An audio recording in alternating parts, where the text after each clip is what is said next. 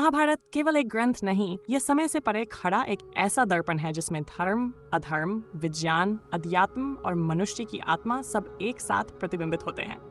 आज हम जानेंगे महाभारत से जुड़ी 9 ऐसी रहस्यमयी बातें जो आज भी इतिहासकारों, वैज्ञानिकों और साधकों को चौंका देती हैं।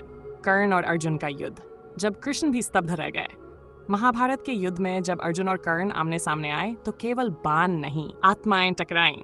कर्ण के बाण इतने शक्तिशाली थे कि यदि स्वयं श्री कृष्ण उनके रथ के सारथी न होते और यदि अर्जुन के रथ की ध्वजा पर हनुमान न बैठे होते तो अर्जुन का रथ बार बार भूमि पर गिर जाता।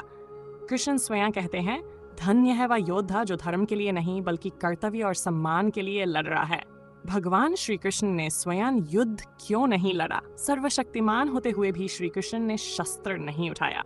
उन्होंने कहा, मैं केवल मार्गदर्शक हूँ, कर्म तुम्हें करना है। यदि मैं ही युद्ध करता तो धर्म की नींव ही डगमगा जाती।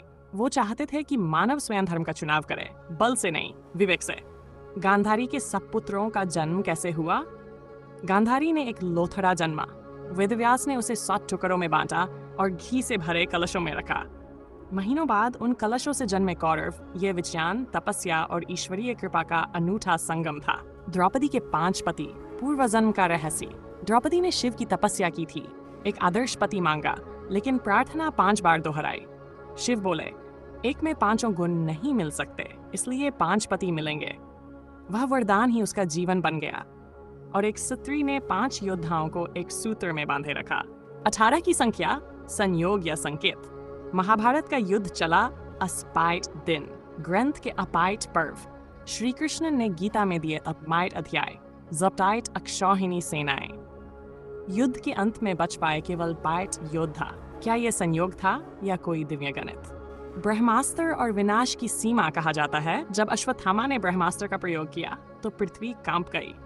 सौप्तिक पर्व में इसका वर्णन ऐसा है जैसे कोई परमाणु बम, गर्मी, विकिरण और मृत्यु का तांडव। मोहनजोदड़ो की खुदाई में मिले कंकालों में रेडिएशन की मौजूदगी। क्या महाभारत का युद्ध आधुनिक युद्धों से भी विनाशकारी था? भीष्म पितामह की इच्छा मृत्यु और शरशैया। भीष्म पितामह जिन्होंने इच्छा से मृत्यु का वर्ण किया, शरशैया पर महीनों तक लेटे रहे, सूर्य के उत्तरायण होने की प्रतीक्षा की। जब समय शुभ हुआ तब उन्होंने प्राण त्यागे और गंगाजल की तरह स्वर्ग में विलीन हो गए। युधिष्ठिर जो शरीर सहित स्वर्ग गए। पांडवों की यात्रा के अंत में केवल युधिष्ठिर ही शरीर सहित स्वर्ग गए। उनका साथ देता एक कुत्ता जो वास्तव में धर्म था। जब इंद्र ने कहा, स्वर्ग चलो पर यह कुत्ता नहीं आएगा, युधिष्ठिर बोले, जहां धर्म न हो वहां स्वर्ग भी स्वीकार नहीं। और धर्मदेव प्रकट होकर बोले, तुम्हारा धर्म ही तुम्हें स्वर्ग ले जाएगा। महाभारत भविष्य का आईना। महाभारत केवल अतीत नहीं, यह चेतावनी है भविष्य की। जब क्रोध धर्म पर हावी होता है, जब अहंकार रिश्तों को तोड़ता है, जब न्याय मौन हो जाता है, तब होता है महाभारत। और तब कोई श्री कृष्ण किसी अर्जुन को फिर से सिखाता है, कर्म करो, फल की चिंता मत करो। धर्म की राह कठिन है पर वही अंतिम सत्य है। तो बताइए, आपको महाभारत का कौन सा रहस्य सबसे अधिक विचलित करता है? कमेंट करके जरूर बताइए।